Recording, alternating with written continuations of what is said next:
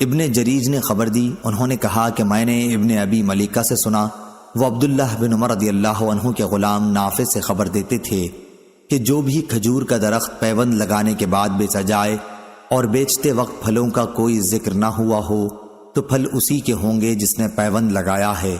غلام اور کھیت کا بھی یہی حال ہے۔ نافع نے ان تینوں چیزوں کا نام لیا تھا۔ صحیح بخاری حدیث نمبر 2203۔ امام مالک نے خبر دی، انہیں نافع نے، انہیں عبداللہ بن عمر رضی اللہ عنہ نے، کہ رسول اللہ صلی اللہ علیہ وسلم نے فرمایا، اگر کسی نے کھجور کے ایسے درخت بیچے ہوں جن کو پیوندی کیا جا چکا تھا تو اس کا پھل بیچنے والے ہی کا رہتا ہے، البتہ اگر خریدنے والے نے شرط لگا دی ہو کہ پھل سمیت سودا ہو رہا ہے تو پھل بھی خریدار کی ملکیت میں آ جائیں گے۔ صحیح بخاری حدیث نمبر 2204۔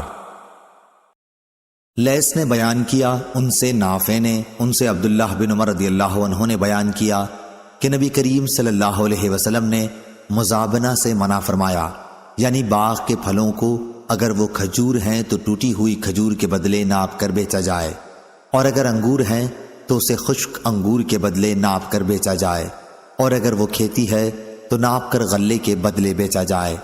آپ صلی اللہ علیہ وسلم نے ان تمام قسموں کے لین دین سے منع فرمایا ہے۔ صحیح بخاری حدیث نمبر 2205۔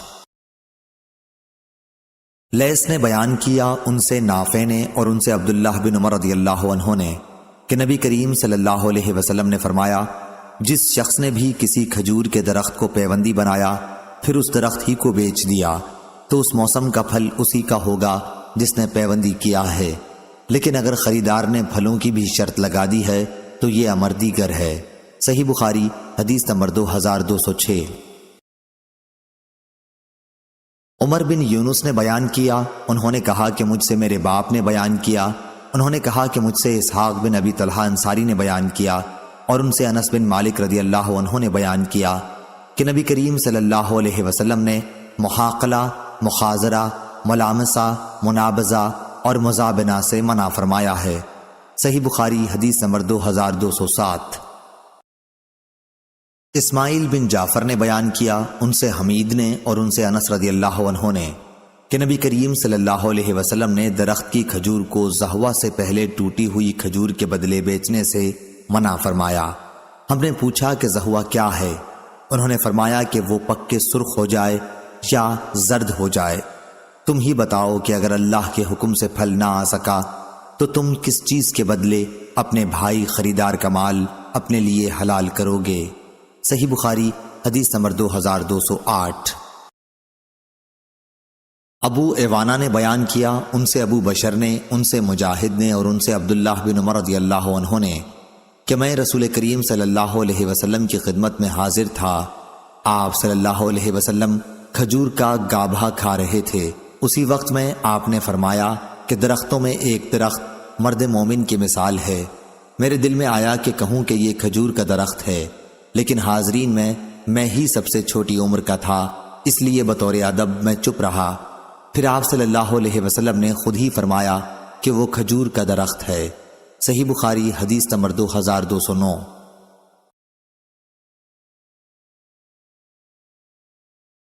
امام مالک نے خبر دی، انہیں حمید طویل نے اور انہیں انس بن مالک رضی اللہ عنہ نے، کہ رسول اللہ صلی اللہ علیہ وسلم کو ابو طیبہ نے پچھانا لگایا تو آپ نے انہیں 1 صاع کھجور مزدوری میں دینے کا حکم فرمایا، اور اس کے مالکوں سے فرمایا کہ وہ اس کے خراج میں کچھ کمی کر دیں۔ صحیح بخاری حدیث نمبر 2210۔ سفیان نے بیان کیا، ان سے ہشام نے، ان سے عروہ نے اور ان سے عائشہ رضی اللہ عنہا نے، کہ معاویہ رضی اللہ عنہ کی والدہ حضرت ہندہ رضی اللہ عنہا نے رسول کریم صلی اللہ علیہ وسلم سے کہا کہ ابو سفیان بخیل آدمی ہے، تو کیا اگر میں ان کے مال میں سے چھپا کر کچھ لے لیا کروں تو کوئی حرج ہے؟ آپ صلی اللہ علیہ وسلم نے فرمایا کہ تم اپنے لیے اور اپنے بیٹوں کے لیے نیک نیتی کے ساتھ اتنا لے سکتی ہو جو تم سب کے لیے کافی ہو جایا کرے۔ صحیح بخاری حدیث نمبر 2211۔ ہشام نے خبر دی، دوسری سند محمد نے بیان کیا، کہا کہ میں نے عثمان بن فرقد سے سنا، انہوں نے کہا کہ میں نے ہشام بن عروہ سے سنا، وہ اپنے باپ سے بیان کرتے تھے کہ انہوں نے عائشہ رضی اللہ عنہا سے سنا، وہ فرماتی تھیں کہ قرآن کی آیت جو شخص مالدار ہو وہ اپنی زیر پرورش یتیم کا مال ہضم کرنے سے اپنے کو بچائے، اور جو فقیر ہو وہ نیک نیتی کے ساتھ اس میں سے کھا لے۔ یہ آیت یتیموں کے ان سرپرستوں کے متعلق نازل ہوئی تھی جو ان کی اور ان کے مال کی نگرانی اور دیکھ بھال کرتے ہوں کہ اگر وہ فقیر ہیں تو اس خدمت کے عوض نیک نیتی کے ساتھ اس میں سے کھا سکتے ہیں۔ صحیح بخاری حدیث نمبر 2212۔ معمر نے خبر دی، انہیں زہری نے، انہیں ابو سلمہ نے اور انہیں جابر رضی اللہ عنہ نے کہ رسول اللہ صلی اللہ علیہ وسلم نے شفاء کا حق ہر اس مال میں قرار دیا تھا جو تقسیم نہ ہوا ہو، لیکن جب اس کی حد بندی ہو جائے اور راستے بھی پھیر دیے جائیں تو اب شفاء کا حق باقی نہیں رہا۔ صحیح بخاری حدیث نمبر 2213۔ معمر نے بیان کیا، ان سے زاہری نے، ان سے ابو سلمہ بن عبد الرحمن نے اور ان سے حضرت جابر بن عبداللہ رضی اللہ عنہ نے بیان کیا کہ نبی کریم صلی اللہ علیہ وسلم نے ہر ایسے مال میں شفاء کا حق قائم رکھا جو تقسیم نہ ہوا ہو، لیکن جب اس کی حدود قائم ہو گئی ہوں اور راستہ بھی پھیر دیا گیا ہو تو اب شفاء کا حق باقی نہیں رہا۔ صحیح بخاری حدیث نمبر 2214۔ موسیٰ بن عقبہ نے خبر دی، انہیں نافع نے اور انہیں عبداللہ بن عمر رضی اللہ عنہ نے نبی کریم صلی اللہ علیہ وسلم سے کہ آپ صلی اللہ علیہ وسلم نے فرمایا، 3 شخص کہیں باہر جا رہے تھے کہ اچانک بارش ہونے لگی۔ انہوں نے ایک پہاڑ کے غار میں جا کر پناہ لی۔ اتفاق سے پہاڑ کی ایک چٹان اوپر سے لڑکی اور اس غار کے منہ کو بند کر دیا جس میں یہ تینوں پناہ لیے ہوئے تھے۔ اب ایک نے دوسرے سے کہا کہ اپنے سب سے اچھے عمل کا جو تم نے کبھی کیا ہو نام لے کر اللہ تعالیٰ سے دعا کرو۔ اس پر ان میں سے ایک نے یہ دعا کی، اے اللہ، میرے ماں باپ بہت ہی بوڑھے تھے، میں باہر لے جا کر اپنے مویشی چراتا تھا، پھر جب شام کو واپس آتا تو ان کا دودھ نکالتا اور برتن میں پہلے اپنے والدین کو پیش کرتا، جب میرے والدین پی چکتے تو پھر بچوں کو اور اپنی بیوی کو پلاتا۔ اتفاق سے ایک رات واپسی میں دیر ہو گئی اور جب میں گھر لوٹا تو والدین سو چکے تھے۔ اس نے کہا کہ پھر میں نے پسند نہیں کیا کہ انہیں جگاؤں، بچے میرے قدموں میں بھوکے پڑے رو رہے تھے، میں برابر دودھ کا پیالہ لیے والدین کے سامنے اسی طرح کھڑا رہا جہاں تک کہ صبح ہو گئی۔ اے اللہ، اگر تیرے نزدیک بھی میں نے یہ کام صرف تیری رضا حاصل کرنے کے لیے کیا تھا تو ہمارے لیے اس چٹان کو ہٹا کر اتنا راستہ تو بنا دے کہ ہم آسمان کو تو دیکھ سکیں۔ حضرت صلی اللہ علیہ وسلم نے فرمایا، چنانچہ وہ پتھر کچھ ہٹ گیا۔ دوسرے شخص نے دعا کی، اے اللہ، تو خوب جانتا ہے کہ مجھے اپنے چچا کی ایک لڑکی سے اتنی زیادہ محبت تھی جتنی ایک مرد کو کسی عورت سے ہو سکتی ہے۔ اس لڑکی نے کہا، تم مجھ سے اپنی خواہش اس وقت تک پوری نہیں کر سکتے جب تک مجھے 100 اشرفی نہ دے دو۔ میں نے ان کے حاصل کرنے کی کوشش کی اور آخر اتنی اشرفی جمع کر لی۔ پھر جب میں اس کی دونوں رانوں کے درمیان بیٹھا تو وہ بولی، اللہ سے ڈر اور مہر کو ناجائز طریقے پر نہ توڑ۔ اس پر میں کھڑا ہو گیا اور میں نے اسے چھوڑ دیا۔ اب اگر تیرے نزدیک بھی میں نے یہ عمل تیری ہی رضا کے لیے کیا تھا تو ہمارے لیے نکلنے کا راستہ بنا دے۔ حضرت صلی اللہ علیہ وسلم نے فرمایا، چنانچہ وہ پتھر 2/3 ہٹ گیا۔ تیسرے شخص نے دعا کی، اے اللہ، تو جانتا ہے کہ میں نے ایک مزدور سے 1 فرق جوار پر کام کرایا تھا۔ جب میں نے اس کی مزدوری اسے دے دی تو اس نے لینے سے انکار کر دیا۔ میں نے اس جوار کو لے کر بو دیا، کھیتی جب کٹی تو اس میں اتنی جوار پیدا ہوئی کہ اس میں سے میں نے 1 بیل اور 1 چرواہا خرید لیا۔ کچھ عرصے بعد پھر اس نے آ کر مزدوری مانگی کہ خدا کے بندے، مجھے میرا حق دے دے۔ میں نے کہا کہ اس بیل اور اس کے چرواہے کے پاس جاؤ کہ یہ تمہارے ہی ملک ہیں۔ اس نے کہا کہ مجھ سے مذاق کرتے ہو۔ میں نے کہا، میں مذاق نہیں کرتا، واقعی یہ تمہارے ہی ہیں۔ تو اے اللہ، اگر تیرے نزدیک یہ کام میں نے صرف تیری رضا حاصل کرنے کے لیے کیا تھا تو یہاں ہمارے لیے اس چٹان کو ہٹا کر راستہ بنا دے۔ چنانچہ وہ غار پورا کھل گیا اور وہ تینوں شخص باہر آ گئے۔ صحیح بخاری حدیث نمبر 2215۔ معتمر بن سلیمان نے بیان کیا، ان سے ان کے والد نے، ان سے ابو عثمان نے، ان سے عبد الرحمن بن ابی بکر رضی اللہ عنہ نے بیان کیا کہ ہم رسول اللہ صلی اللہ علیہ وسلم کی خدمت میں موجود تھے کہ ایک مستنڈا لمبے قد والا مشرک بکریاں ہانکتا ہوا آیا۔ آپ نے اس سے فرمایا کہ یہ بیچنے کے لیے ہیں یا عطیہ ہیں، یا آپ صلی اللہ علیہ وسلم نے یہ فرمایا کہ یہ بیچنے کے لیے ہیں یا ہبا کرنے کے لیے؟ اس نے کہا کہ نہیں بلکہ بیچنے کے لیے ہیں۔ چنانچہ آپ نے اس سے ایک بکری خرید لی۔ صحیح بخاری حدیث نمبر 2216۔ ابو زناد نے بیان کیا، ان سے اعرج نے اور ان سے ابو ہریرہ رضی اللہ عنہ نے کہ نبی کریم صلی اللہ علیہ وسلم نے فرمایا، ابراہیم علیہ السلام نے سارہ علیہ السلام کے ساتھ نمرود کے ملک سے ہجرت کی تو ایک ایسے شہر میں پہنچے جہاں ایک بادشاہ رہتا تھا۔ کیا یہ فرمایا کہ ایک ظالم بادشاہ رہتا تھا؟ اس سے ابراہیم علیہ السلام کے متعلق کسی نے کہہ دیا کہ وہ ایک نہایت ہی خوبصورت عورت لے کر یہاں آئے ہیں۔ بادشاہ نے آپ سے پوچھوا بھیجا کہ ابراہیم، یہ عورت جو تمہارے ساتھ ہے تمہاری کیا ہوتی ہے؟ انہوں نے فرمایا کہ یہ میری بہن ہے۔ پھر جب ابراہیم علیہ السلام سارہ علیہ السلام کے یہاں آئے تو ان سے کہا کہ میری بات نہ جھٹلانا، میں تمہیں اپنی بہن کے آیا ہوں۔ خدا کی قسم، آج روئے زمین پر میرے اور تمہارے سوا کوئی مومن نہیں ہے۔ چنانچہ آپ نے سارہ علیہ السلام کو بادشاہ کے یہاں بھیجا، یا بادشاہ حضرت سارہ علیہ السلام کے پاس گیا۔ اس وقت حضرت سارہ علیہ السلام وضو کر کے نماز پڑھنے کھڑی ہو گئی تھیں۔ انہوں نے اللہ کے حضور میں یہ دعا کی کہ اے اللہ، اگر میں تجھ پر اور تیرے رسول ابراہیم علیہ السلام پر ایمان رکھتی ہوں، اور اگر میں نے اپنے شوہر کے سوا اپنی شرمگاہ کی حفاظت کی ہے تو تو مجھ پر ایک کافر کو مسلط نہ کر۔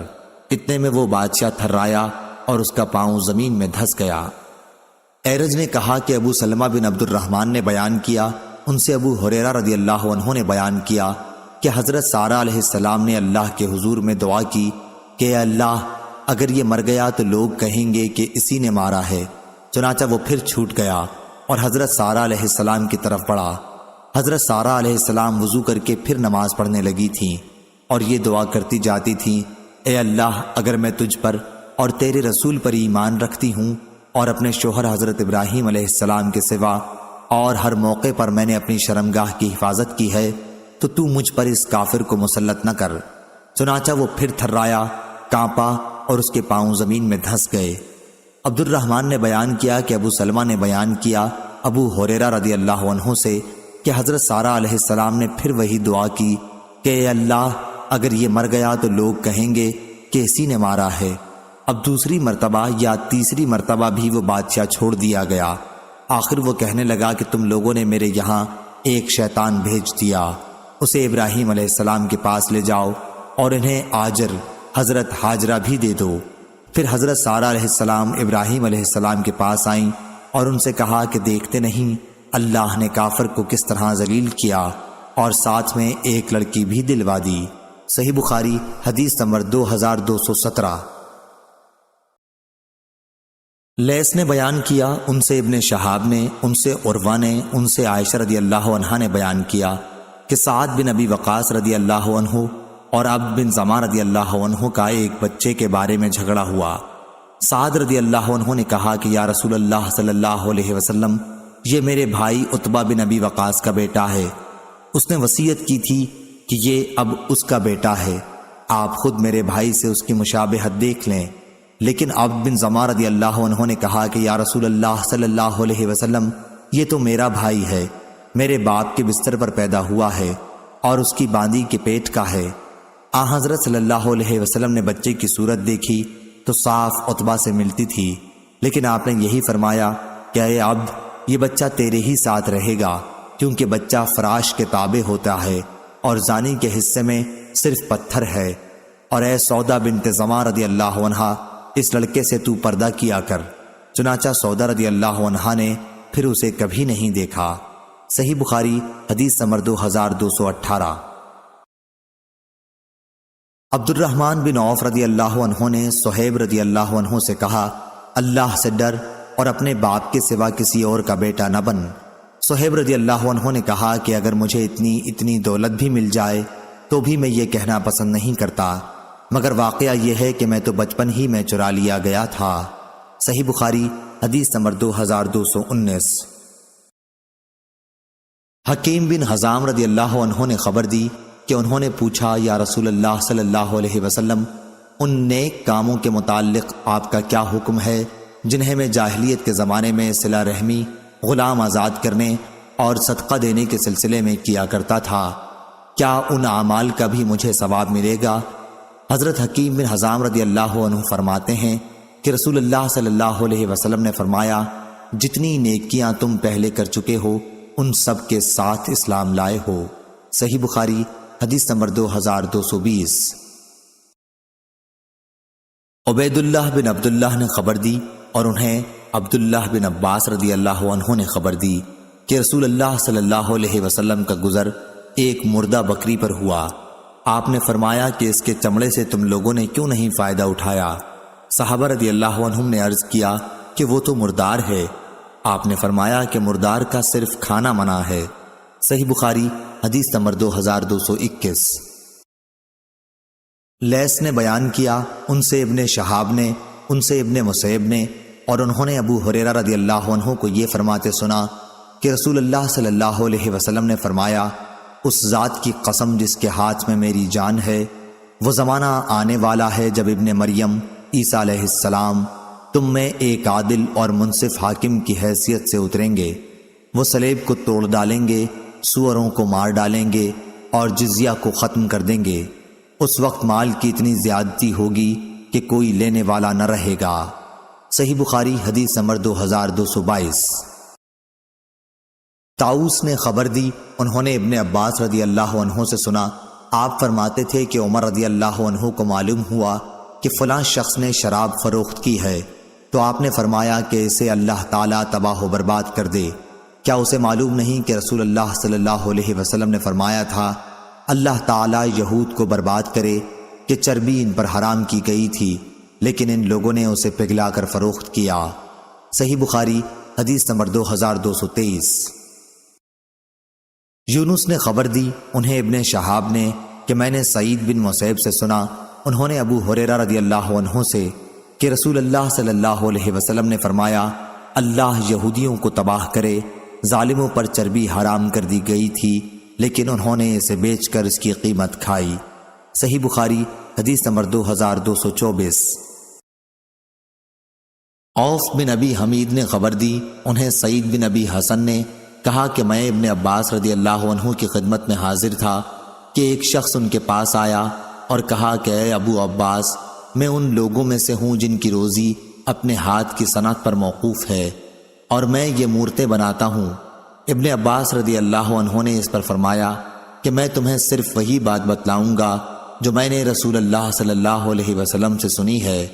انہوں نے کہا کہ میں نے آپ صلی اللہ علیہ وسلم کو یہ فرماتے سنا تھا کہ جس نے بھی کوئی مورت بنائی تو اللہ تعالیٰ اسے اس وقت تک عذاب کرتا رہے گا جب تک وہ شخص اپنی مورت میں جان نہ ڈال دے، اور وہ کبھی اس میں جان نہیں ڈال سکتا۔ یہ سن کر اس شخص کا سانس چڑھ گیا اور چہرہ زرد پڑ گیا۔ ابن عباس رضی اللہ عنہ نے فرمایا کہ افسوس، اگر تم مورتیں بنانا ہی چاہتے ہو تو ان درختوں کی اور ہر اس چیز کی جس میں جان نہیں ہے مورتیں بنا سکتے ہو۔ ابو عبداللہ امام بخاری نے کہا کہ سعید بن ابی عروبہ نے نضر بن انس سے صرف یہی ایک حدیث سنی ہے۔ صحیح بخاری حدیث نمبر 2225۔ اعمش نے بیان کیا، ان سے ابو ضحیٰ نے، ان سے مسروق نے، ان سے عائشہ رضی اللہ عنہا نے بیان کیا کہ جب سورہ بقرہ کی تمام آیتیں نازل ہو چکیں تو نبی کریم صلی اللہ علیہ وسلم باہر تشریف لائے اور فرمایا کہ شراب کی سوداگری حرام قرار دی گئی ہے۔ صحیح بخاری حدیث نمبر 2226۔ یحییٰ بن سلیم نے بیان کیا، ان سے اسماعیل بن امیہ نے، ان سے سعید بن ابی سعید نے، اور ان سے ابو ہریرہ رضی اللہ عنہ نے کہ رسول اللہ صلی اللہ علیہ وسلم نے فرمایا، اللہ تعالیٰ کا ارشاد ہے کہ 3 طرح کے لوگ ایسے ہوں گے جن کا قیامت کے دن میں مدعی بنوں گا۔ ایک وہ شخص جس نے میرے نام پر عہد کیا اور وہ توڑ دیا، وہ شخص جس نے کسی آزاد انسان کو بیچ کر اس کی قیمت کھائی، اور وہ شخص جس نے کوئی مزدور اجرت پر رکھا اس سے پوری طرح کام لیا لیکن اس کی مزدوری نہیں دی۔ صحیح بخاری حدیث نمبر 2227۔ حماد بن زید نے بیان کیا، ان سے ثابت نے، ان سے انس رضی اللہ عنہ نے بیان کیا کہ قیدیوں میں حضرت صفیہ رضی اللہ عنہ بھی تھیں۔ پہلے تو وہ وحیہ کلبی رضی اللہ عنہ کو ملی، پھر نبی کریم صلی اللہ علیہ وسلم کے نکاح میں آئیں۔ صحیح بخاری حدیث نمبر 2228۔ ابن محیریز نے خبر دی اور انہیں ابو سعید خدری رضی اللہ عنہ نے خبر دی کہ وہ نبی کریم صلی اللہ علیہ وسلم کی خدمت میں حاضر تھے۔ ایک انصاری صحابی نے نبی کریم صلی اللہ علیہ وسلم سے پوچھا کہ یا رسول اللہ، لڑائی میں ہم لونڈیوں کے پاس جمع کے لیے جاتے ہیں، ہمارا ارادہ انہیں بیچنے کا بھی ہوتا ہے، تو آپ عزل کر لینے کے متعلق کیا فرماتے ہیں؟ اس پر آپ صلی اللہ علیہ وسلم نے فرمایا، اچھا تم لوگ ایسا کرتے ہو، اگر تم ایسا نہ کرو پھر بھی کوئی حرج نہیں، اس لیے کہ جس روح کی بھی پیدائش اللہ تعالیٰ نے قسمت میں لکھ دی ہے وہ پیدا ہو کر ہی رہے گی۔ صحیح بخاری حدیث نمبر 2229۔ اسماعیل نے بیان کیا، ان سے سلمہ بن کہیل نے، ان سے عطا نے اور ان سے جابر رضی اللہ عنہ نے بیان کیا، نبی کریم صلی اللہ علیہ وسلم نے مدبر غلام بیچا تھا۔ صحیح بخاری حدیث نمبر 2230۔ سفیان نے بیان کیا، ان سے عمروں نے، انہوں نے جابر بن عبداللہ رضی اللہ عنہ کو یہ کہتے سنا تھا کہ مدبر غلام کو رسول اللہ صلی اللہ علیہ وسلم نے بیچا تھا۔ صحیح بخاری حدیث نمبر 2231۔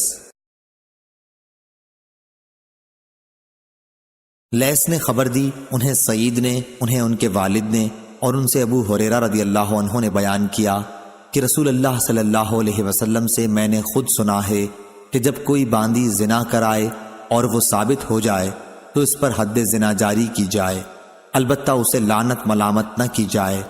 پھر اگر وہ زنا کرائے تو اس مرتبہ بھی حد جاری کی جائے، لیکن کسی قسم کی لعنت ملامت نہ کی جائے۔ تیسری مرتبہ بھی اگر زنا کرے اور زنا ثابت ہو جائے تو اسے بیچ ڈالے، خواہ بال کی ایک رسی کے بدلے ہی کیوں نہ ہو۔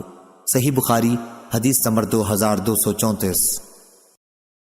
یعقوب بن عبد الرحمن نے بیان کیا، ان سے عمرو بن ابی عمرو نے اور ان سے انس بن مالک رضی اللہ عنہ نے بیان کیا کہ جب نبی کریم صلی اللہ علیہ وسلم خیبر تشریف لائے اور اللہ تعالیٰ نے قلعہ فتح کرا دیا تو آپ صلی اللہ علیہ وسلم کے سامنے صفیہ بنت حی بن اخطب رضی اللہ عنہ کے حسن کی تعریف کی گئی۔ ان کا شوہر قتل ہو گیا تھا، وہ خود ابھی دلہن تھیں، پس رسول اللہ صلی اللہ علیہ وسلم نے انہیں اپنے لیے پسند کر لیا۔ پھر روانگی ہوئی، جب آپ صلی اللہ علیہ وسلم صدا روحا پہنچے تو پڑاؤ ہوا اور آپ صلی اللہ علیہ وسلم نے وہیں ان کے ساتھ خلوت کی، پھر ایک چھوٹے دسترخوان پر حیض تیار کر کے رکھوایا اور رسول اللہ صلی اللہ علیہ وسلم نے صحابہ رضی اللہ عنہم سے فرمایا کہ اپنے قریب کے لوگوں کو ولیمہ کی خبر کر دو۔ صفیہ رضی اللہ عنہا کے ساتھ نکاح کا یہی ولیمہ رسول اللہ صلی اللہ علیہ وسلم نے کیا تھا۔ پھر جب ہم مدینے کی طرف چلے تو میں نے دیکھا کہ رسول اللہ صلی اللہ علیہ وسلم نے عباس سے صفیہ رضی اللہ عنہا کے لیے پردہ کرایا اور اپنے اونٹ کو پاس بٹھا کر اپنا ٹخنا بچھا دیا۔ صفیہ رضی اللہ عنہا اپنا پاؤں آپ صلی اللہ علیہ وسلم کے تخنے پر رکھ کر سوار ہو گئیں۔ صحیح بخاری حدیث نمبر 2235۔ عطا بن ابی رباح نے بیان کیا اور ان سے جابر بن عبداللہ رضی اللہ عنہ نے کہ انہوں نے رسول اللہ صلی اللہ علیہ وسلم سے سنا، فتح مکہ کے سال آپ صلی اللہ علیہ وسلم نے فرمایا، آپ کا قیام ابھی مکہ ہی میں تھا کہ اللہ اور اس کے رسول نے شراب، مردار، سور اور بتوں کا بیچنا حرام قرار دے دیا ہے۔ اس پر پوچھا گیا کہ یا رسول اللہ صلی اللہ علیہ وسلم، مردار کی چربی کے متعلق کیا حکم ہے؟ اسے ہم کشتیوں پر ملتے ہیں، کھالوں پر اس سے تیل کا کام لیتے ہیں اور لوگ اس سے اپنے چراغ بھی جلاتے ہیں۔ آپ صلی اللہ علیہ وسلم نے فرمایا کہ نہیں، وہ حرام ہے۔ اسی موقع پر آپ نے فرمایا کہ اللہ یہودیوں کو برباد کرے۔ اللہ تعالیٰ نے جب چربی ان پر حرام کی تو ان لوگوں نے پگھلا کر اسے بیچا اور اس کی قیمت کھائی۔ صحیح بخاری حدیث نمبر 2236۔ امام مالک نے خبر دی، انہیں ابن شہاب نے، انہیں ابی بکر بن عبد الرحمن نے اور انہیں ابو مسعود انصاری رضی اللہ عنہ نے کہ رسول اللہ صلی اللہ علیہ وسلم نے کتے کی قیمت زانیہ کی اجرت اور کاہن کی اجرت سے منع فرمایا تھا۔ صحیح بخاری حدیث نمبر 2237۔ عون بن ابی جحیفہ نے خبر دی، کہا کہ میں نے اپنے والد کو دیکھا کہ ایک پچنا لگانے والے غلام کو خرید رہے ہیں اور ان کے پچنا لگانے کے آلات توڑنے کا حکم دیا۔ اس پر میں نے اس کے متعلق ان سے پوچھا تو انہوں نے کہا کہ رسول اللہ صلی اللہ علیہ وسلم نے خون کی قیمت، کتے کی قیمت، باندی کی ناجائز کمائی سے منع فرمایا تھا۔ گودنے والیوں اور گدوانے والیوں، سود لینے والوں اور دینے والوں پر لعنت کی تھی اور تصویر بنانے والے پر بھی لعنت کی تھی۔ صحیح بخاری حدیث نمبر 2238۔ ابن ابی نجیح نے خبر دی، انہیں عبداللہ بن کثیر نے، انہیں ابو منہال نے اور ان سے ابن عباس رضی اللہ عنہ نے بیان کیا کہ جب نبی کریم صلی اللہ علیہ وسلم مدینہ تشریف لائے تو مدینہ کے لوگ پھلوں میں 1 سال یا 2 سال کے لیے بیع سلم کرتے تھے، یا انہوں نے یہ کہا کہ 2 سال اور 3 سال کے لیے کرتے تھے۔ شک اسماعیل کو ہوا تھا۔ حضرت صلی اللہ علیہ وسلم نے فرمایا کہ جو شخص بھی کھجور میں بیع سلم کرے اسے مقررہ پیمانے یا مقررہ وزن کے ساتھ کرنی چاہیے۔ ہم سے محمد نے بیان کیا، کہا کہ ہم کو اسماعیل نے خبر دی، ان سے ابن ابی نجیح نے بیان کیا کہ بیع سلم مقررہ پیمانے اور مقررہ وزن میں ہونی چاہیے۔ صحیح بخاری حدیث نمبر 2239۔ سفیان بن عیینہ نے خبر دی، انہیں ابن ابی نجیح نے خبر دی، انہیں عبداللہ بن کثیر نے، انہیں ابو منہال نے اور ان سے حضرت عبداللہ بن عباس رضی اللہ عنہ نے بیان کیا کہ جب رسول اللہ صلی اللہ علیہ وسلم مدینہ تشریف لائے تو لوگ کھجور میں 2 اور 3 سال تک کے لیے بیع سلم کرتے تھے۔ آپ صلی اللہ علیہ وسلم نے انہیں ہدایت فرمائی کہ جسے کس چیز کی بیع سلم کرنی ہے اسے مقررہ وزن اور مقررہ مدت کے لیے ٹھہرا کر کرے۔ صحیح بخاری حدیث نمبر 2240۔ سفیان نے بیان کیا، ان سے ابی نجیح نے، ان سے عبداللہ بن کثیر نے اور ان سے ابو منہال نے بیان کیا کہ میں نے حضرت عبداللہ بن عباس رضی اللہ عنہ سے سنا، انہوں نے فرمایا کہ نبی کریم صلی اللہ علیہ وسلم مدینہ تشریف لائے اور آپ نے فرمایا کہ مقررہ وزن اور مقررہ مدت تک کے لیے بیع سلم ہونی چاہیے۔ صحیح بخاری حدیث نمبر 2241۔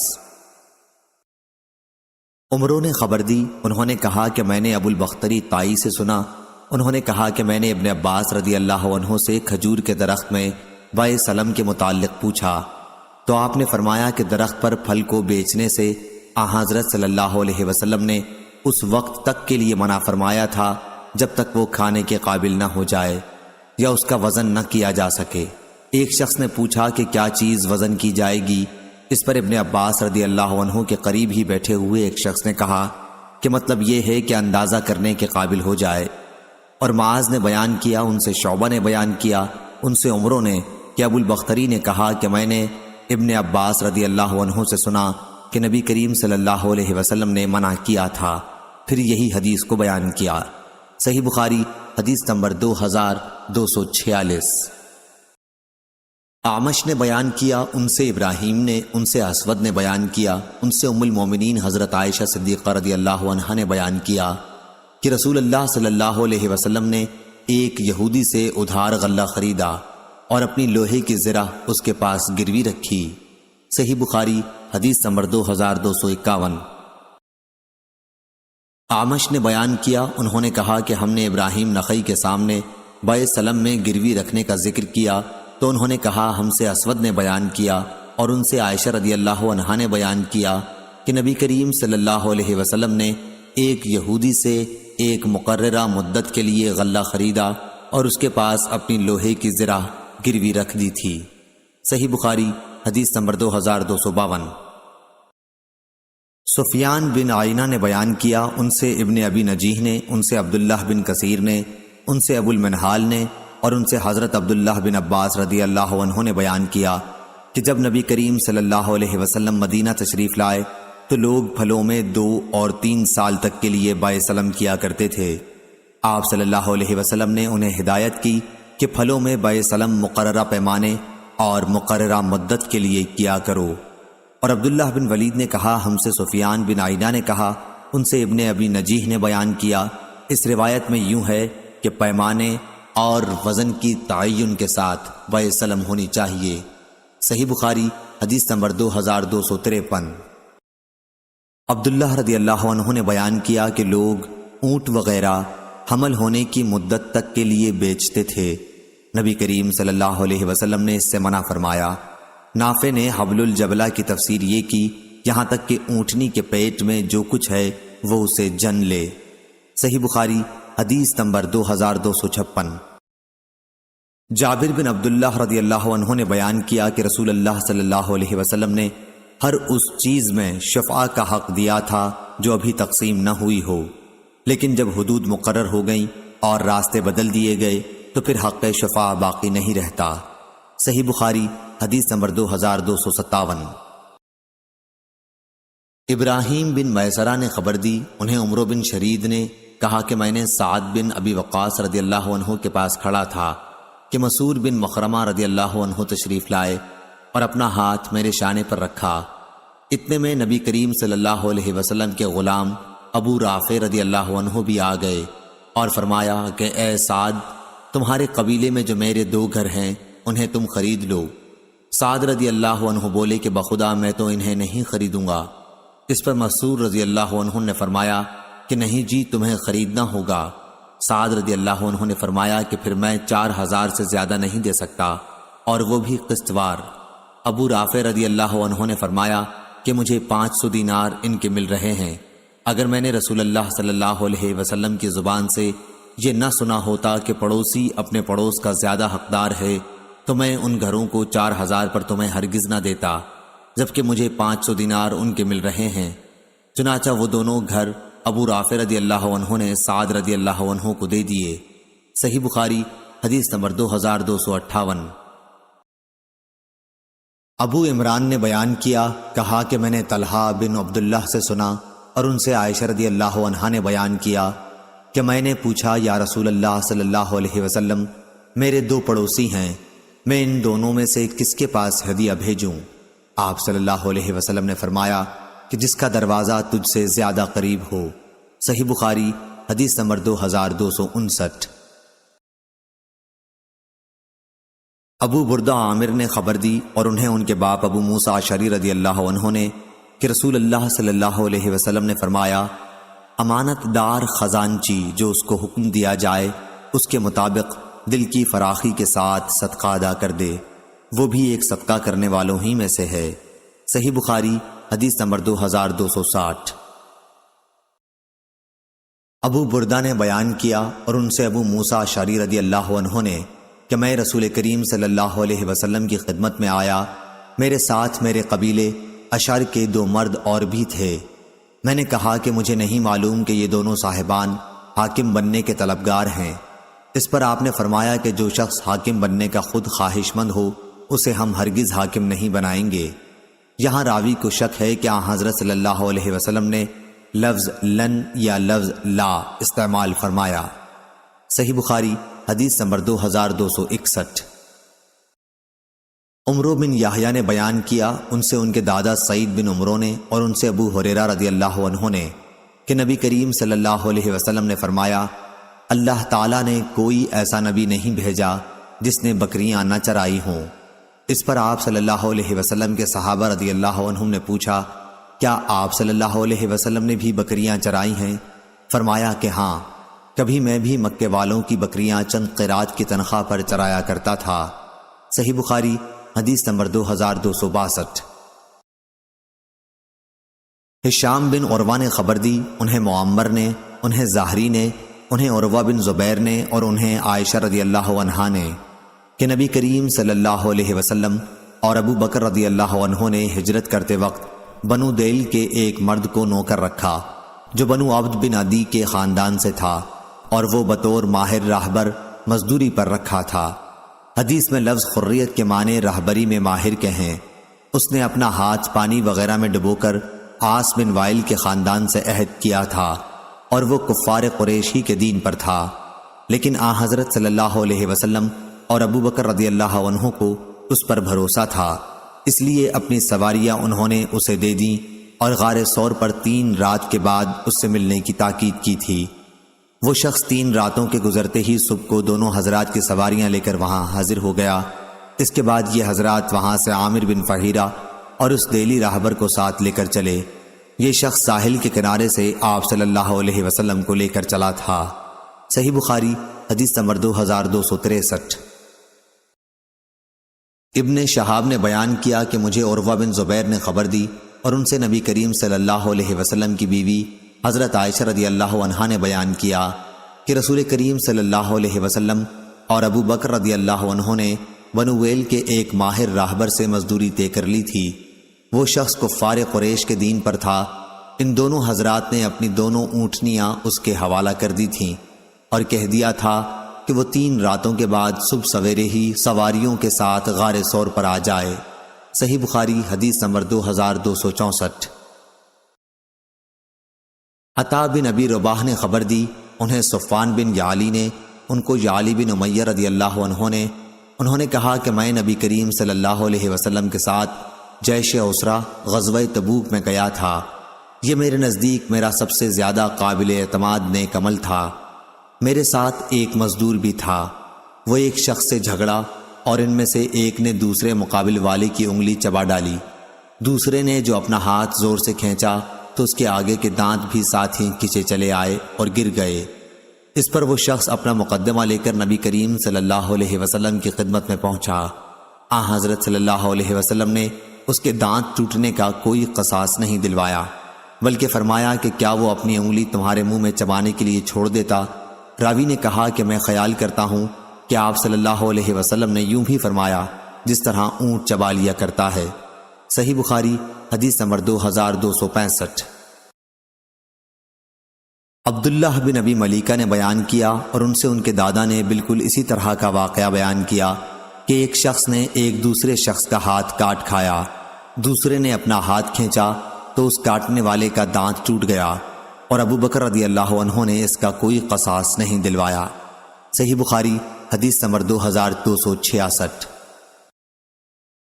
عمر بن دینار نے سعید بن جبیر سے خبر دی۔ یہ دونوں حضرات سعید بن جبیر سے اپنی روایتوں میں ایک دوسرے سے کچھ زیادہ روایت کرتے ہیں۔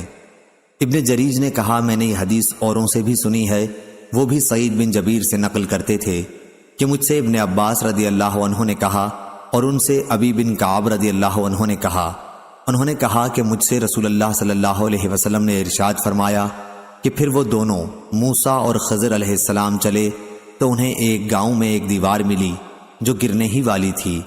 سعید نے کہا خضر علیہ السلام نے اپنے ہاتھ سے اس طرح اشارہ کیا اور ہاتھ اٹھایا، وہ دیوار سیدھی ہو گئی۔ یعلی نے کہا میرا خیال ہے کہ سعید نے کہا خضر علیہ السلام نے دیوار کو اپنے ہاتھ سے چھوا اور وہ سیدھی ہو گئی۔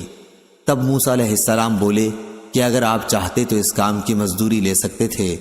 سعید نے کہا حضرت موسیٰ علیہ السلام کی مراد یہ تھی کہ کوئی ایسی چیز مزدوری میں آپ کو لینی چاہیے تھی جسے ہم کھا سکتے، کیونکہ بستی والوں نے ان کو کھانا نہیں کھلایا تھا۔ صحیح بخاری حدیث نمبر 2267۔ حماد بن زید نے بیان کیا، ان سے ایوب سختیانی نے، ان سے نافع نے، ان سے ابن عمر رضی اللہ عنہ نے کہ نبی کریم صلی اللہ علیہ وسلم نے فرمایا تمہاری اور یہود و نصارہ کی مثال ایسی ہے کہ کسی شخص نے کئی مزدور کام پر لگائے اور کہا کہ میرا کام ایک قرات صبح سے دوپہر تک کون کرے گا؟ اس پر یہودیوں نے صبح سے دوپہر تک کا کام کیا۔ پھر اس نے کہا کہ آدھے دن سے عصر تک ایک قرات پر میرا کام کون کرے گا؟ چنانچہ یہ کام پھر نصارہ نے کیا۔ پھر اس شخص نے کہا کہ عصر کے وقت سے سورج ڈوبنے تک میرا کام 2 قرات پر کون کرے گا؟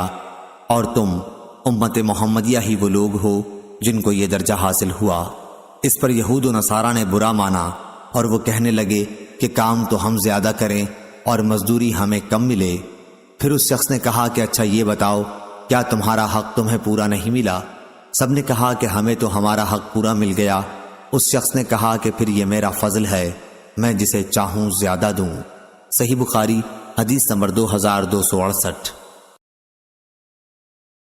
عبداللہ بن عمر رضی اللہ عنہ کے غلام عبداللہ بن دینار نے بیان کیا اور ان سے عبداللہ بن عمر بن خطاب رضی اللہ عنہ نے بیان کیا کہ رسول اللہ صلی اللہ علیہ وسلم نے فرمایا تمہاری اور یہود و نصارہ کی مثال ایسی ہے کہ ایک شخص نے چند مزدور کام پر لگائے اور کہا کہ ایک ایک قرات پر آدھے دن تک میری مزدوری کون کرے گا؟ پس یہود نے ایک قرات پر یہ مزدوری کی، پھر نصارہ نے بھی ایک ایک قرات پر کام کیا، پھر تم لوگوں نے عصر سے مغرب تک دو دو قرات پر کام کیا۔ اس پر یہود و نصارہ غصہ ہو گئے کہ ہم نے کام تو زیادہ کیا اور مزدوری ہم کو کم ملی۔ اس پر اس شخص نے کہا کہ کیا میں نے تمہارا حق ذرہ برابر بھی مارا ہے؟ انہوں نے کہا کہ نہیں۔ پھر اس شخص نے کہا کہ یہ میرا فضل ہے، جسے چاہوں زیادہ دیتا ہوں۔ صحیح بخاری حدیث نمبر 2269۔ یحییٰ بن سلیم نے بیان کیا، ان سے اسماعیل بن امیہ نے، ان سے سعید بن ابی سعید نے اور ان سے ابو ہریرہ رضی اللہ عنہ نے کہ نبی کریم صلی اللہ علیہ وسلم نے بتلایا کہ اللہ تعالیٰ کا فرمان ہے کہ 3 قسم کے لوگ ایسے ہیں کہ جن کا قیامت میں خود مدعی بنوں گا۔ ایک تو وہ شخص جس نے میرے نام پہ عہد کیا اور پھر وعدہ خلافی کی، دوسرا وہ جس نے کسی آزاد آدمی کو بیچ کر اس کی قیمت کھائی، اور تیسرا وہ شخص جس نے کسی کو مزدور کیا، پھر کام تو اس سے پورا لیا لیکن اس کی مزدوری نہ دی۔ صحیح بخاری حدیث نمبر 2270۔ ابو اسامہ نے بیان کیا، ان سے برید بن عبداللہ نے، ان سے ابو بردہ نے اور ان سے ابو موسیٰ اشعری رضی اللہ عنہ نے کہ نبی کریم صلی اللہ علیہ وسلم نے فرمایا، مسلمانوں کی اور یہود و نصارہ کی مثال ایسی ہے کہ ایک شخص نے چند آدمیوں کو مزدور کیا کہ یہ سب اس کا ایک کام صبح سے رات تک مقررہ اجرت پر کریں۔ چنانچہ کچھ لوگوں نے یہ کام دوپہر تک کیا، پھر کہنے لگے کہ ہمیں تمہاری اس مزدوری کی ضرورت نہیں ہے جو تم نے ہم سے طے کی ہے، بلکہ جو کام ہم نے کر دیا وہ بھی غلط رہا۔ اس پر اس شخص نے کہا کہ ایسا نہ کرو، اپنا کام پورا کر لو اور اپنی پوری مزدوری لے جاؤ، لیکن انہوں نے انکار کر دیا اور کام چھوڑ کر چلے گئے۔ آخر اس نے دوسرے مزدور لگائے اور ان سے کہا کہ باقی دن پورا کر لو تو میں تمہیں وہی مزدوری دوں گا جو پہلے مزدوروں سے طے کی تھی۔ چنانچہ انہوں نے کام شروع کیا، لیکن عصر کی نماز کا وقت آیا تو انہوں نے بھی یہی کہا کہ ہم نے جو تمہارا کام کر دیا ہے وہ بالکل بیکار رہا، وہ مزدوری بھی تم اپنے پاس ہی رکھو جو تم نے ہم سے طے کی تھی۔ اس شخص نے ان کو سمجھایا کہ اپنا باقی کام پورا کر لو، دن بھی اب تھوڑا ہی باقی رہ گیا ہے، لیکن وہ نہ مانے۔ آخر اس شخص نے دوسرے مزدور لگائے کہ یہ دن کا جو حصہ باقی رہ گیا ہے اس میں یہ کام کر دیں۔ چنانچہ ان لوگوں نے سورج غروب ہونے تک دن کے بقیہ حصے میں کام پورا کیا، اور پہلے اور دوسرے مزدوروں کی مزدوری بھی سب انہی کو ملی۔ تو مسلمانوں کی اور اس نور کی جس کو انہوں نے قبول کیا یہی مثال ہے۔ صحیح بخاری حدیث نمبر 2271۔ سالم بن عبداللہ نے بیان کیا، ان سے عبداللہ بن عمر رضی اللہ عنہ نے بیان کیا کہ میں نے نبی کریم صلی اللہ علیہ وسلم سے سنا، آپ صلی اللہ علیہ وسلم نے فرمایا کہ پہلی امت کے 3 آدمی کہیں سفر میں جا رہے تھے۔ رات ہونے پر رات گزارنے کے لیے انہوں نے ایک پہاڑ کے غار میں پناہ لی اور اس میں اندر داخل ہو گئے۔ اتنے میں پہاڑ سے ایک چٹان لڑکی اور اس نے غار کا منہ بند کر دیا۔ سب نے کہا کہ اب اس غار سے تمہیں کوئی چیز نکالنے والی نہیں سوائے اس کے کہ تم سب اپنے سب سے زیادہ اچھے عمل کو یاد کر کے اللہ تعالیٰ سے دعا کرو۔ اس پر ان میں سے ایک شخص نے اپنی دعا شروع کی کہ اے اللہ، میرے ماں باپ بہت بوڑھے تھے اور میں روزانہ ان سے پہلے گھر میں کسی کو بھی دودھ نہیں پلاتا تھا، نہ اپنے بال بچوں کو اور نہ اپنے غلام وغیرہ کو۔ ایک دن مجھے ایک چیز کی تلاش میں رات ہو گئی اور جب میں گھر واپس ہوا تو وہ میرے ماں باپ سو چکے تھے۔ پھر میں نے ان کے لیے شام کا دودھ نکالا، جب ان کے پاس لایا تو وہ سوئے ہوئے تھے۔ مجھے یہ بات ہرگز اچھی معلوم نہیں ہوئی کہ ان سے پہلے اپنے بال بچوں یا اپنے کسی غلام کو دودھ پلاؤں، اس لیے میں ان کے سرہانے کھڑا رہا۔ دودھ کا پیالہ میرے ہاتھ میں تھا اور میں ان کے جاگنے کا انتظار کر رہا تھا، یہاں تک کہ صبح ہو گئی۔ اب میرے ماں باپ جاگے اور انہوں نے اپنا شام کا دودھ اس وقت پیا۔ اے اللہ، اگر میں نے یہ کام محض تیری رضا حاصل کرنے کے لیے کیا تھا تو اس چٹان کی آفت کو ہم سے ہٹا دے۔ اس دعا کے نتیجے میں وہ غار تھوڑا سا کھل گیا، مگر نکلنا اب بھی ممکن نہ تھا۔ رسول کریم صلی اللہ علیہ وسلم نے فرمایا کہ پھر دوسرے نے دعا کی، اے اللہ، میرے چچا کی ایک لڑکی تھی جو سب سے زیادہ مجھے محبوب تھی، میں نے اس کے ساتھ برا کام کرنا چاہا لیکن اس نے نہ مانا۔ اسی زمانے میں 1 سال قحط پڑا تو وہ میرے پاس آئی۔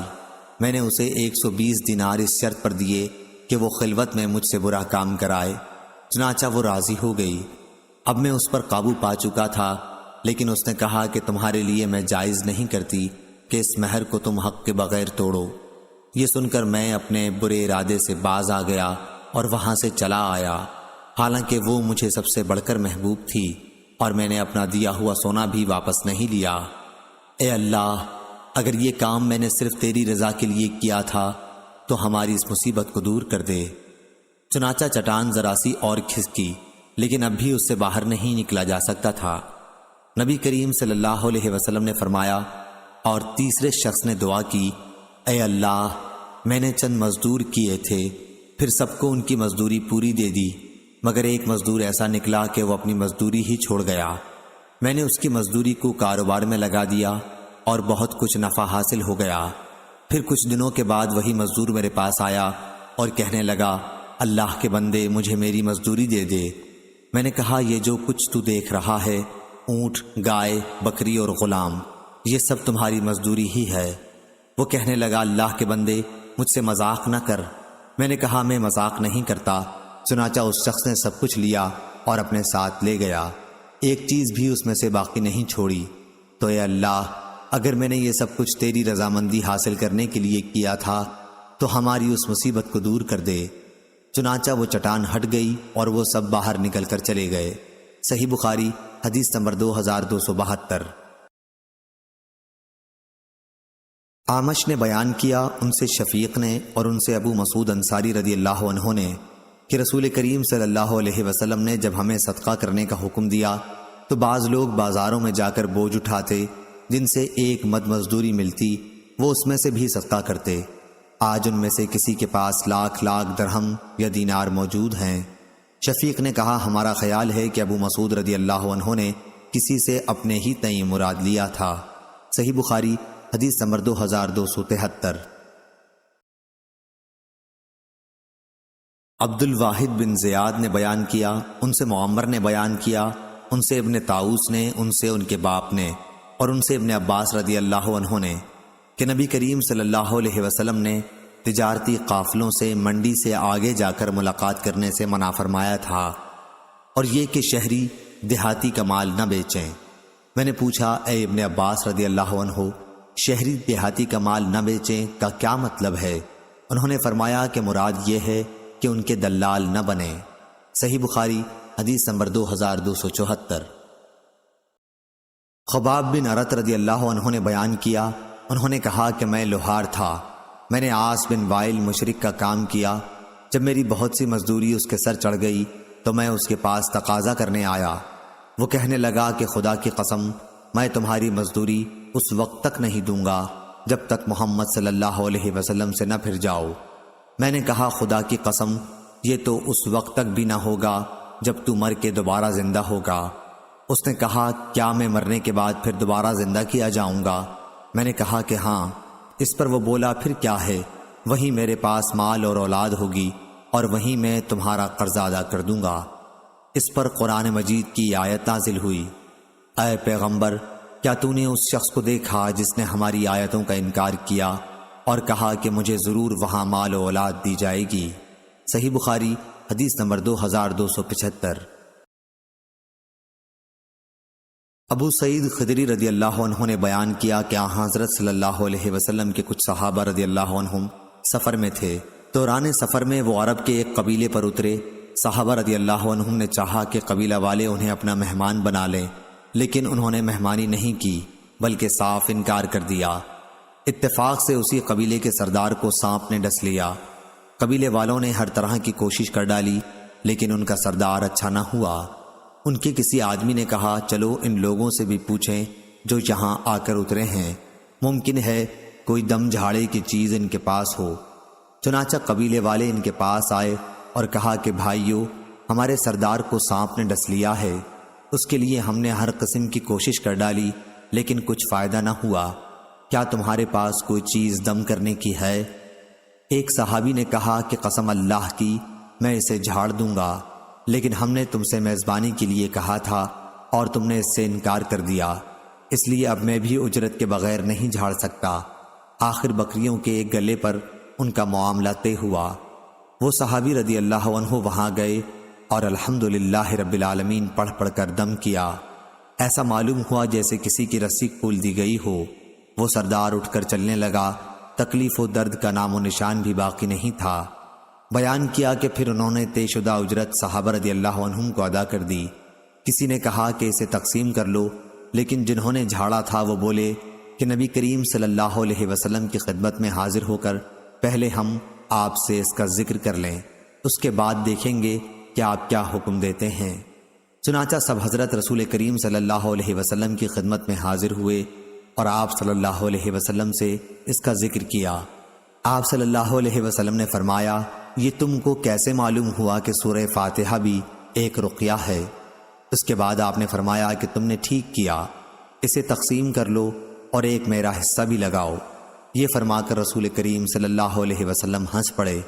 شعبہ نے کہا کہ ابو البشر نے ہم سے بیان کیا، انہوں نے ابو المتوکل سے ایسا ہی سنا۔ صحیح بخاری حدیث نمبر 2276۔ سفیان بن عینہ نے بیان کیا، ان سے حمید طویل نے اور ان سے انس بن مالک رضی اللہ عنہ نے کہ ابو طیبہ حجام نے نبی کریم صلی اللہ علیہ وسلم کے پچنا لگایا تو آپ نے انہیں اجرت میں 1 صاع یا 2 صاع غلہ دینے کا حکم دیا اور ان کے مالکوں سے سفارش کی کہ جو محصول اس پر مقرر ہے اس میں کچھ کمی کر دیں۔ صحیح بخاری حدیث نمبر 2277۔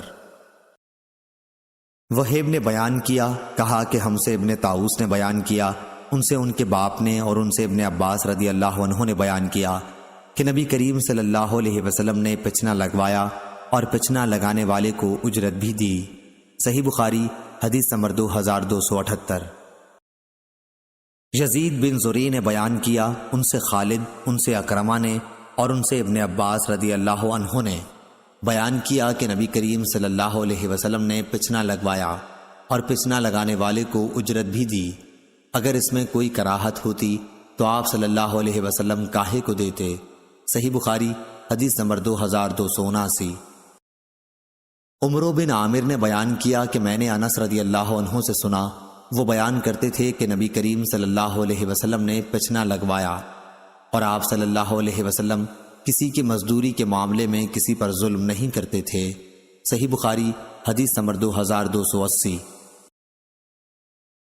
حمید طویل نے بیان کیا اور ان سے انس بن مالک رضی اللہ عنہ نے کہ نبی کریم صلی اللہ علیہ وسلم نے ایک پچنا لگانے والے غلام ابو طیبہ کو بلایا، انہوں نے آپ کے پچنا لگایا اور آپ نے انہیں 1 یا 2 صاع یا 1 یا 2 مد، راوی حدیث شعبہ کو شک تھا، اجرت دینے کے لیے حکم فرمایا۔ آپ صلی اللہ علیہ وسلم نے ان کے مالکوں سے بھی ان کے بارے میں سفارش فرمائی تو ان کا خراج کم کر دیا گیا۔ صحیح بخاری حدیث نمبر 2281۔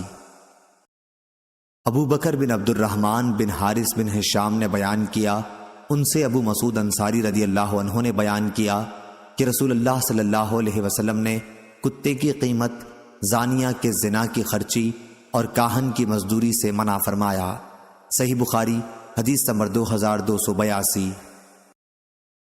محمد بن جحادہ نے بیان کیا، ان سے ابو حازم نے اور ان سے ابو ہریرہ رضی اللہ عنہ نے کہ نبی صلی اللہ علیہ وسلم نے باندیوں کی زنا کی کمائی سے منع فرمایا تھا۔ صحیح بخاری حدیث نمبر 2283۔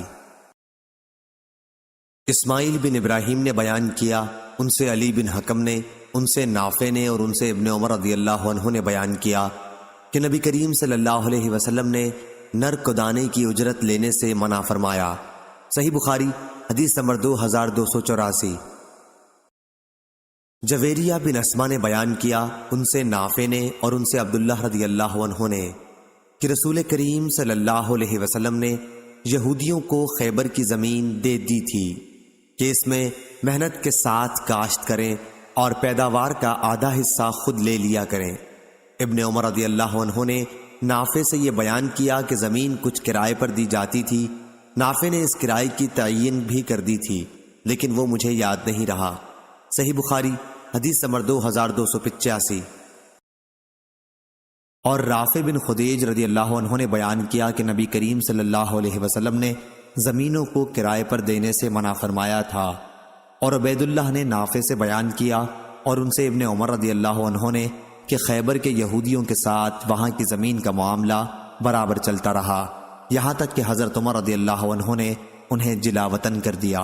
صحیح بخاری حدیث نمبر 2286۔ امام مالک رحمہ اللہ نے خبر دی، انہیں ابو زناد نے، انہیں اعرج نے اور انہیں ابو ہریرہ رضی اللہ عنہ نے کہ رسول اللہ صلی اللہ علیہ وسلم نے فرمایا، قرض ادا کرنے میں مالدار کی طرف سے ٹال مٹول کرنا ظلم ہے، اور اگر تم میں سے کسی کا قرض کسی مالدار پر حوالہ دیا جائے تو اسے قبول کرے۔ صحیح بخاری حدیث نمبر 2287۔ سفیان ثوری نے بیان کیا، ان سے ابن ذکوان نے، ان سے اعرج نے اور ان سے ابو ہریرہ رضی اللہ عنہ نے کہ نبی کریم صلی اللہ علیہ وسلم نے فرمایا، مالدار کی طرف سے قرض ادا کرنے میں ٹال مٹول کرنا ظلم ہے، اور اگر کسی کا قرض کسی مالدار کے حوالے کیا جائے تو وہ اسے قبول کرے۔ صحیح بخاری حدیث نمبر 2288۔ یزید بن ابی عبید نے بیان کیا، ان سے سلمہ بن عقور رضی اللہ عنہ نے کہ ہم نبی کریم صلی اللہ علیہ وسلم کی خدمت میں موجود تھے کہ ایک جنازہ لایا گیا۔ لوگوں نے آپ صلی اللہ علیہ وسلم سے عرض کیا کہ اس کی نماز پڑھا دیجئے۔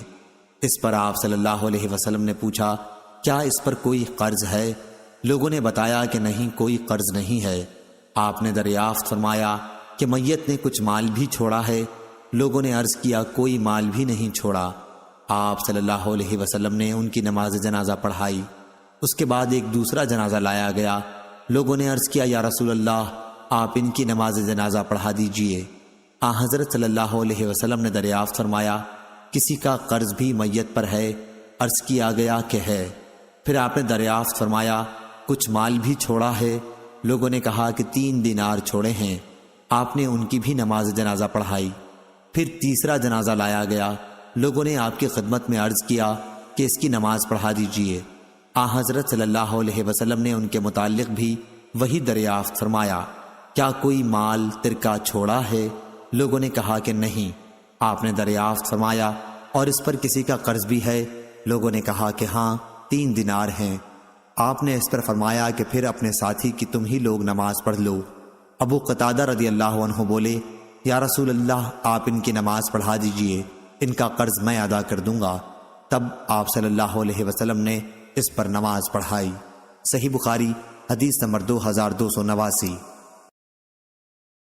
ابو زناد نے بیان کیا، ان سے محمد بن حمزہ بن عمر والا سلمہ نے اور ان سے ان کے والد حمزہ نے کہ حضرت عمر رضی اللہ عنہ اپنے عہد خلافت میں انہیں زکوٰۃ وصول کرنے کے لیے بھیجا۔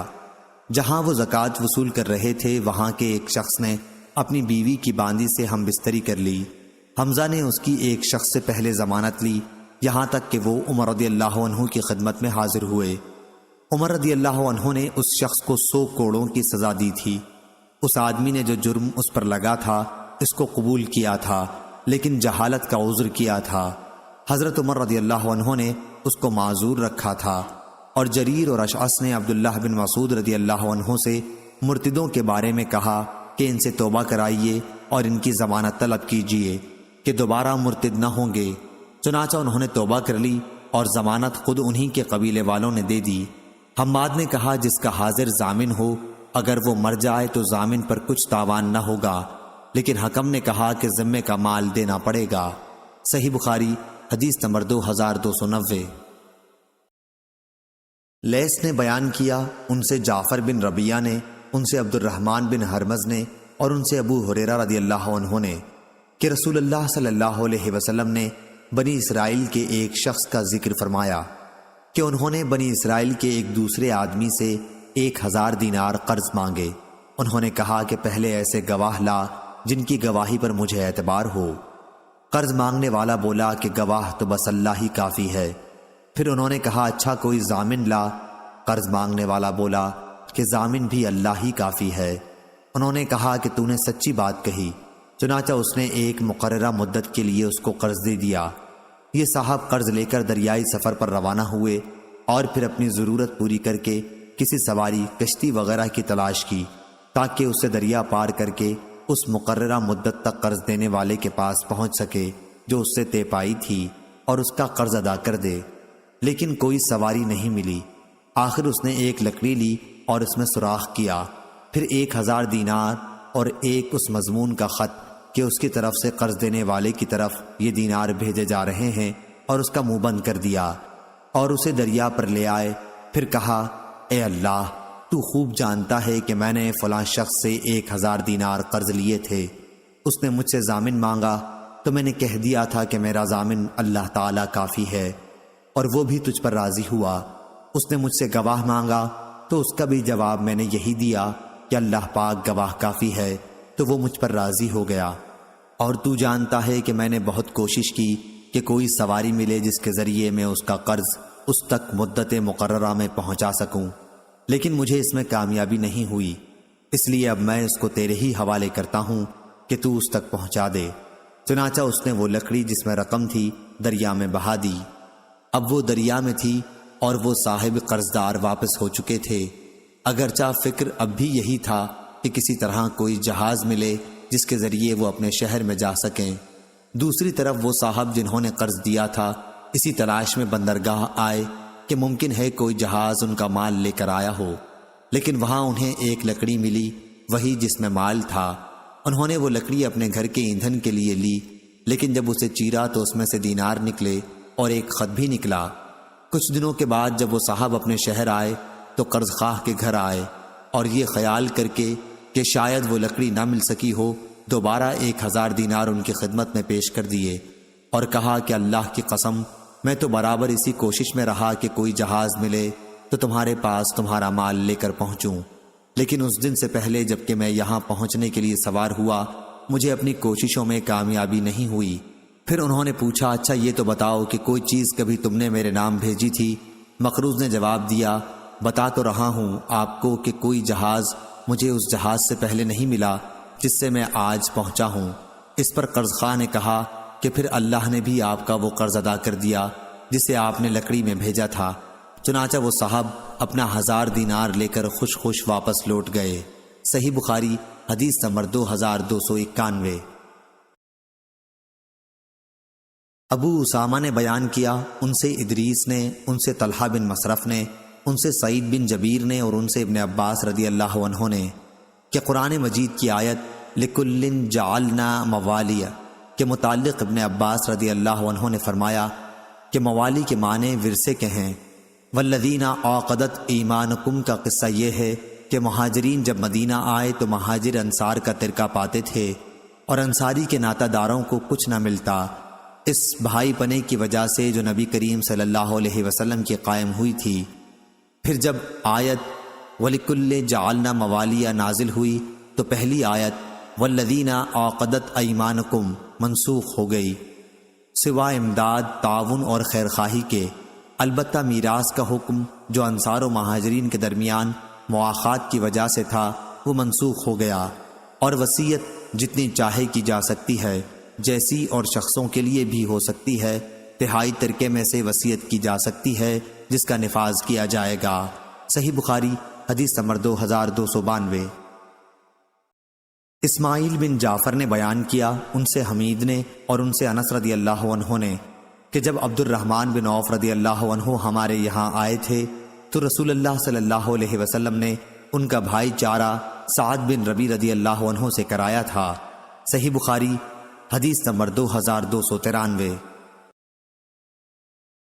عاصم بن سلیمان نے بیان کیا، کہا کہ میں نے انس رضی اللہ عنہ سے پوچھا، کیا آپ کو یہ بات معلوم نہیں کہ نبی کریم صلی اللہ علیہ وسلم نے ارشاد فرمایا تھا اسلام میں جاہلیت والے غلط قسم کے عہد و پیمان نہیں ہیں؟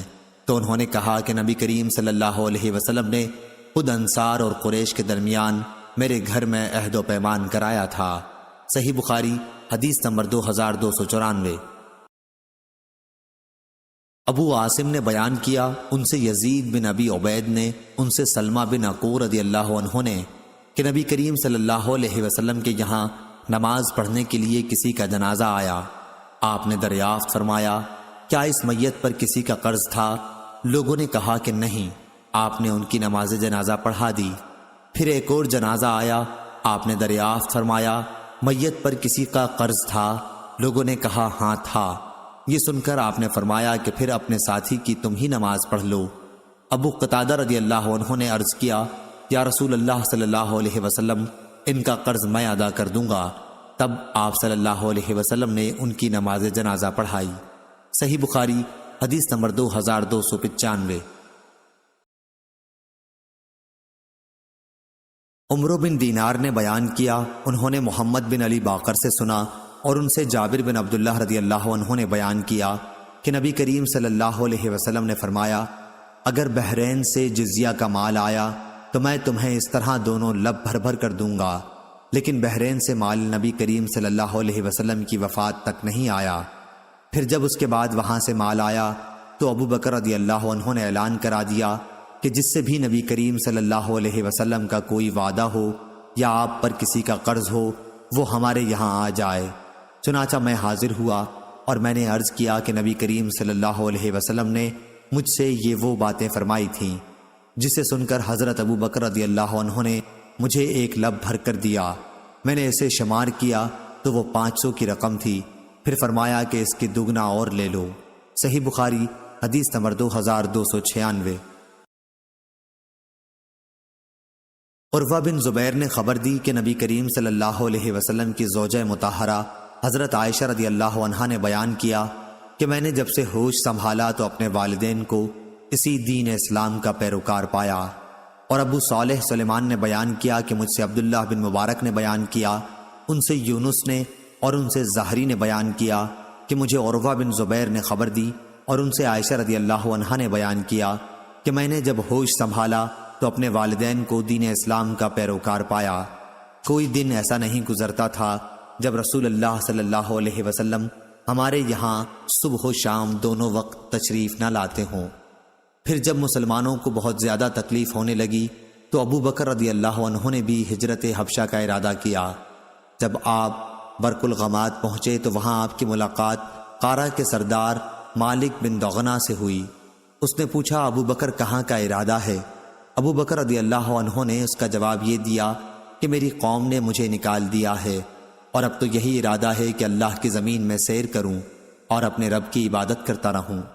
اس پر مالک ابن دغنہ نے کہا کہ آپ جیسا انسان اپنے وطن سے نہیں نکل سکتا اور نہ اسے نکالا جا سکتا ہے، کہ آپ تو محتاجوں کے لیے کماتے ہیں، صلہ رحمی کرتے ہیں، مجبوروں کا بوجھ اپنے سر لیتے ہیں، مہمان نوازی کرتے ہیں اور حادثوں میں حق بات کی مدد کرتے ہیں۔ آپ کو میں امان دیتا ہوں، آپ چلیے اور اپنے ہی شہر میں اپنے رب کی عبادت کیجیے۔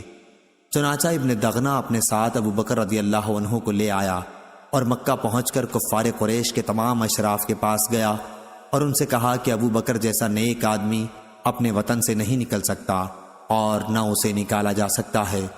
کیا تم ایسے شخص کو بھی نکال دو گے جو محتاجوں کے لیے کماتا ہے اور جو صلہ رحمی کرتا ہے اور جو مجبوروں اور کمزوروں کا بوجھ اپنے سر پر لیتا ہے اور جو مہمان نوازی کرتا ہے اور جو حادثوں میں حق بات کی مدد کرتا ہے؟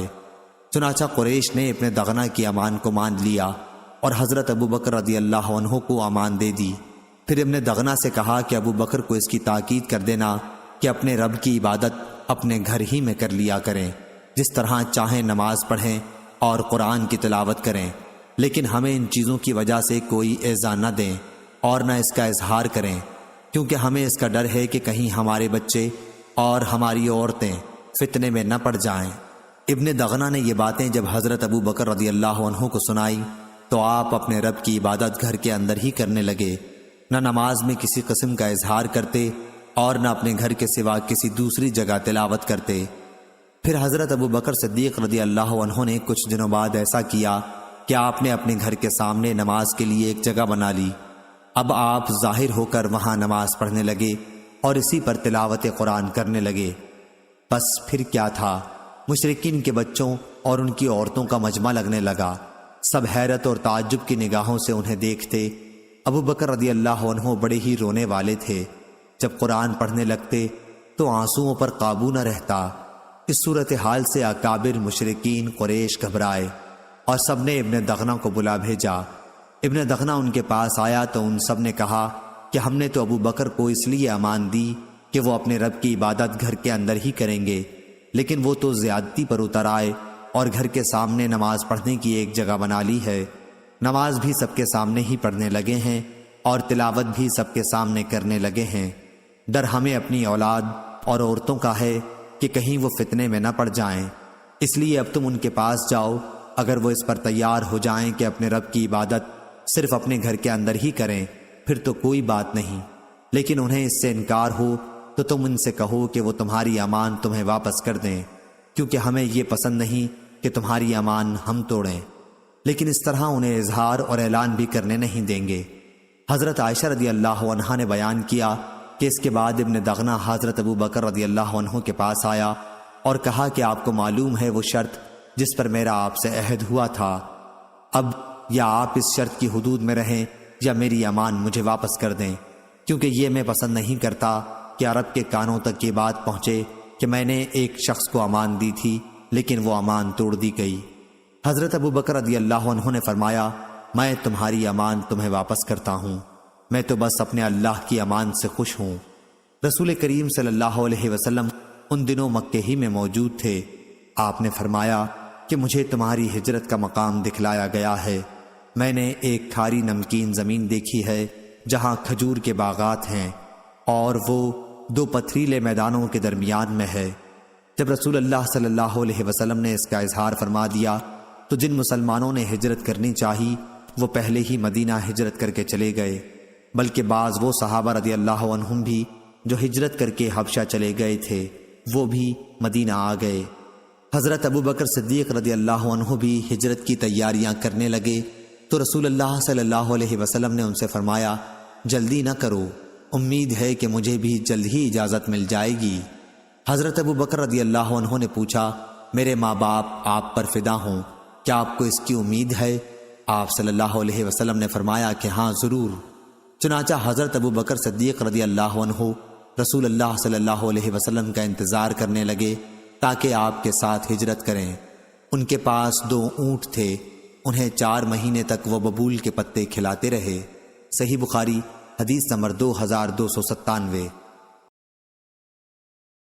لیث نے بیان کیا، ان سے عقیل نے، ان سے ابن شہاب نے، ان سے ابو سلمہ نے اور ان سے ابو ہریرہ رضی اللہ عنہ نے کہ رسول کریم صلی اللہ علیہ وسلم کے پاس جب کسی ایسی میت کو لایا جاتا جس پر کسی کا قرض ہوتا تو آپ صلی اللہ علیہ وسلم فرماتے کہ کیا اس نے اپنے قرض کے ادا کرنے کے لیے بھی کچھ چھوڑا ہے؟